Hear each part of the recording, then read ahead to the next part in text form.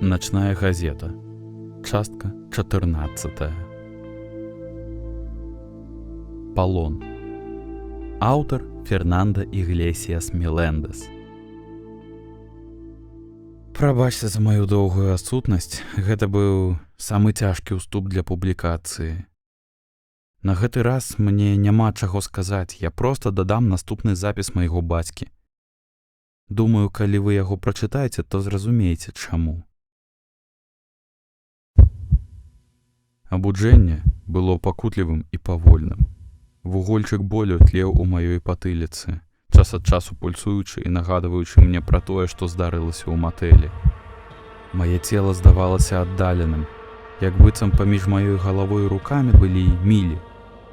Усё адбывалася запаволена. Кожная рэакцыя, кожнае адчуванне, пакуль я не адкрыў вочы.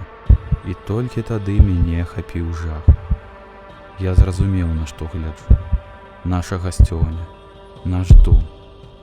Каб аднавіць кантроль, маё цела ўключылася на поўную магутнасць, прымусіўшы мяне пераадолець боль і разгубленасць. Я паспрабаваў устаць, але толькі тады зразумеў, што на самой справе я сяджу. Нешта сціскала мае запясці, звязваючы іх ззаду. Мае шчыкалаткі былі прывязаны да ножак крэсла так моцна, што я не адчуваў ступняў. Гэта было тое самае крэсла, якое мае бацькі падарылі нам з маці на вяселле. І тое, што мяне звязалі ў сваім уласным доме, распалівала ва мне такі гнеў, якога я раней і уявіць нават не мог. Маё сэрца білася так моцна, што полымя ў галаве разгарэлася яшчэ мацней. Я думаў, што не магу быць больш раз'юшчаным. І тады я павярнуўся і ўбачыў цябе. Ты сядзеў у крэсле з сталовай.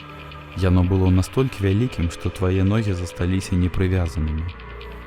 Ты звесіўся, вочы былі закрытыя, а галава ненатуральна схілялася.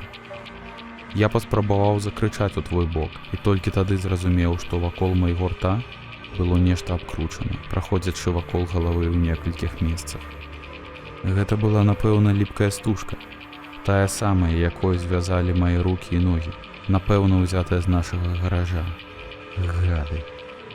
І тут у маім розуме успыхнуў твар Чака, нагадваючы, каму я павінен дзякаваць за тое, у якой сітуацыі мы апынуліся. І нарэшце ён сам зайшоў у пакой. Ён амаль выбачліва махнуў рукой. Я ўціснуўся ў крэсла, спрабуючы вырвацца з кайданоў і задушыць яго. Але стужка была замацавана занадта добра. Настолькі, што здранцвенне ў маіх руках і нагах пачало чаргавацца з вострым холадам і пакучым болем. Кроў не цыркулявала. Як доўга я быў у непрытомнасці? Пэўна, прайшло не менш за гадзіну, а можа і 2. Я зірнуў на твае маленькія ручкі. Яны былі занадта чырвонымі, амаль фіялетавымі. Ты мог бы атрымаць пашкоджванне нерваў. Ты мог бы страціць адну руку ці абедзве. Усё з-за таго, што нашы суседзі зайшлі настолькі далёка, што прывязалі да крэсла бездапаможнае 10гадовае дзіця. Я зірнуў на Чака, спадзяючыся, што мае вочы выкажуць той гнеў, які палаў у маіх жылах. Чак падняў рукі. «Гэта не мая віна», — сказаў ён слабым трывожным голасам. «Яно прымусіла нас зрабіць гэта. Ты думаеш, што табе цяжка? Ты яшчэ не праліў кроў. Ты яшчэ не прымусіў сваю сям'ю праліць яе».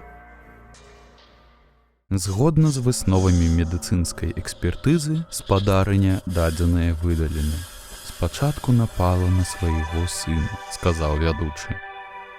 «Яна пачала набліжацца да цябе, і востры край нажа павольна падбіраўся да тваёй скуры. Я крычаў, але ліпкая стужка на маім роце душыла мой голас, ператвараючы крыкі ў заглушаныя стогны. Яна працягвала ісці, набліжалася. Яе цела было скаваным, рухі ненатуральнымі. Я ведаў, як яна хадзіла. Я ведаў, як яна рухалася.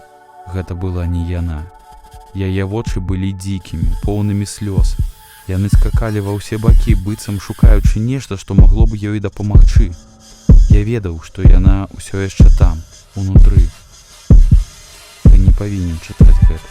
Ніхто не павінен гэтага чытаць. Яна падняла нож. Яе рухі былі скаваны. як у робата. Я думаў, што гэта канец. Усё, што ёй трэба было зрабіць, гэта ударыць нажом. І ты быў бы незваротна паранены. Я выразна адчуваў прысутнасць іншых людзей у пакоі, і гэтыя істоты ў тэлевізары. Яны назіралі, чакалі. Гады. Праклятыя гады. Падчас аўтапсіі высветлілася, што спадарыня дадзеныя выдалены. Нанесла свайму адзінаму сыну 25 удараў ножом у твар, грудзі, горла і жывот.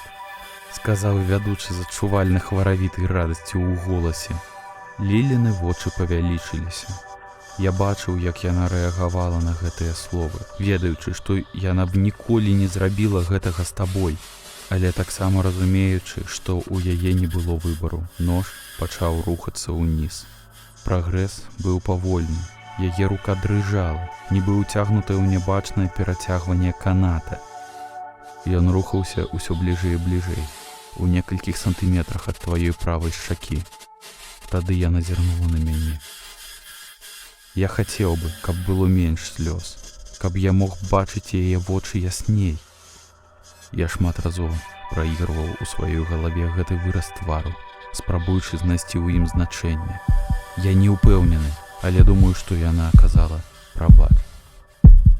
Калі ласка, не чытай гэта. Калі ласка, не трэба. Яна падняла нож яшчэ раз. Цяпер рух быў больш плаўным. Яна ударыла. Яна разрэзала. Яна...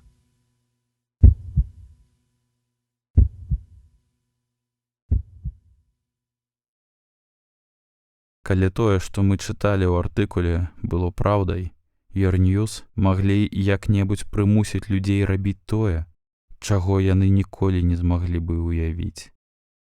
У іх была гэтая сіла, як у іншых артыкулаў, якія магла чытаць толькі твая маці. Я хачу, каб ты памятаў гэта. Памятаў пра гэтую блюзнерскую сілу, пра нялюдскую здольнасць псаваць людзей. Бо твая маці была асаблівай. Яна была самым моцным чалавекам, якога я калі-небудзь сустракаў, таму што на яе Юньюз не падзейнічалі. У выніку яна перамагла іх. Лілі адвяла нож ад тваёй скуры і накіравала яго да сваёй. Больш нічога не скажу. Пасля таго, як усё было скончана, вядучы выдаў крык, якога я ніколі не чуў раней. Гэта было як шалёнае вар'яцкае радыё, якое магло б гучаць, калі яго апусціць у ваду. А потым ён знік. На экране тэлевізара і праз яго дынамікі выбухнуў белы шум.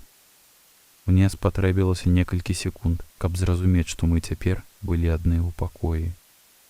Ні Чака, ні яго жонкі ўжо не было. І дошкі гульні «Адгадай» на стале таксама. Я адразу пабег да тваёй маці. Было ўжо занадта позна, але я паспрабаваў. Я схапіў ручнік з кухні і паспрабаваў спыніць крывацёк. Я прыцягнуў яе бліжэй да тэлефона і спрабаваў скарыстацца ім, усё яшчэ заціскаючы рану. Было шмат крыві, занадта шмат крыві, але было і іншае. Чорны дым, густы і струмяністы выцякаў з носа і рота тваёй маці. Я затрымаў дыханне, пакуль ён не знік. Спадзяюся, ты не ўдыхнуў яго. Я згадаў толькі праз некалькі дзён, што стужкі, якія звязвалі нас з табой у крэслах, зніклі разам з Чакам і яго жонкай. Ты прачнуўся, калі парамедыкі загружалі тваю маці ў машыну хуткай дапамогі. Ты паспрабаваў да яе падбегчы, але я спыніў цябе. Ты драпаў мяне, біў, кусаў, але я трымаў цябе на месцы. Я не ведаю, ці правільна я зрабіў. Не ведаю, ці прымусіла гэта цябе яшчэ больш мяне ненавідзець, ці менш. Мне няма чаго больш пісаць, у мяне скончыліся словы. Мая маці здзейсніла самагубства, калі я быў маленькі. Я не вельмі пра гэта распавядаю людзям. Звычайна я проста кажу, што яна памерла. Большасць людзей не задае пытанняў. Тым, хто ўсё ж спрабуе, я адказваю, я не хачу пра гэта размаўляць.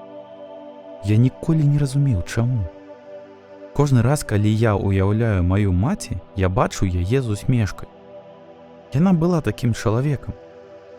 Яна нейкім чынам заўсёды ведала, калі ў цябе быў дрэнны дзень, нават калі ты спрабаваў гэта схаваць. Таму мне гэта ніколі не здавалася зразумелым. І зараз не здаецца. Калі б я ведаў, што пачну дакументаваць гэтыя падзеі, што буду пісаць пра сапраўдную прычыну смерці маёй маці, я б ніколі не пачаў. Гэты разварот падзей быў для мяне занадта балючым. Тое, што яна не хацела гэтага рабіць, што яна зрабіла гэта, каб выратаваць мяне, робіць усё крыху лягчэйшым. Я ўсё яшчэ асэнсоўваю гэта. Я працягну пісаць. Цяпер ужо больш рэгулярна. Самая цяжкая частка завершана. Тая частка, якой я баяўся з таго моманту, як прачытаў гэты запіс. Ну, адна з самых цяжкіх частак у любым выпадку. Дзякуй, што засталіся. Я працягну пісаць больш рэгулярна.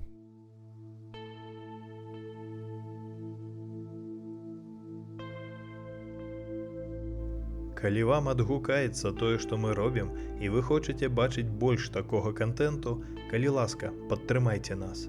Гэта можна зрабіць праз платную падпіску на Patreon ці разавым донатам на Buy Me a Coffee. Спасылкі будуць у апісанні.